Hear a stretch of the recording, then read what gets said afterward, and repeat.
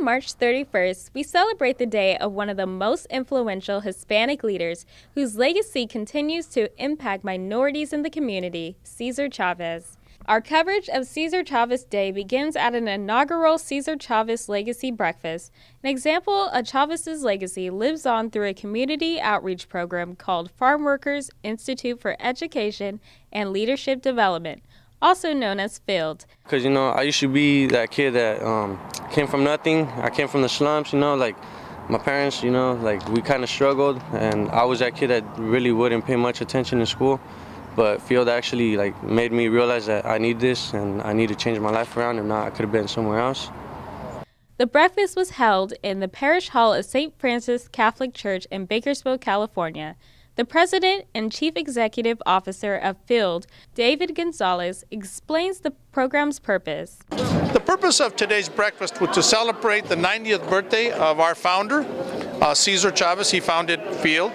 And also to reinvigorate the community and to recognize the efforts of our students for their community involvement.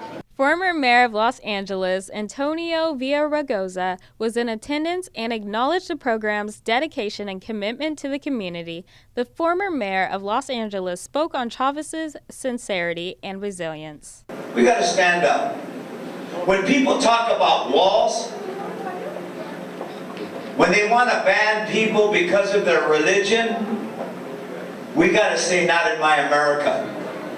Not in this great country.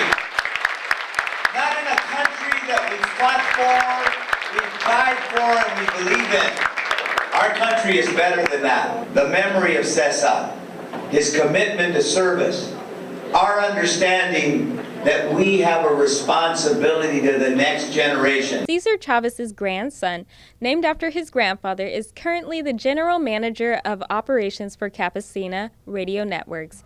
Chávez shares his childhood memories. We had our kind of regular, tata moment, that's what we called him, where he would take us on hikes, take us for ice cream. And then we also had the secondary side of our tata as the labor leader. He was just a farm worker himself, a migrant worker that traveled as a kid and saw these injustices. And he was one to say, this has to change. Not only did the community celebrate César Chávez's legacy with a breakfast, but Chávez's birthday was also celebrated with a naturalization ceremony. The ceremony was held on the grounds of César E. Chávez National Monument, located in King, California. It was the second time for Secretary of State of California, Alex Padilla, to be a guest speaker of the event.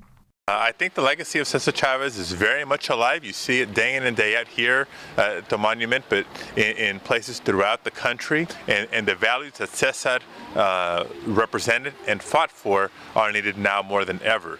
Working for your fellow human being, being a voice for those who don't think they have any power, fighting for what's right, that's what makes our country better. We end our coverage here today at César Chávez Memorial, in front of Helen and César Chávez's gravesite. Reporting for the Runner News Network, I'm Annie Russell.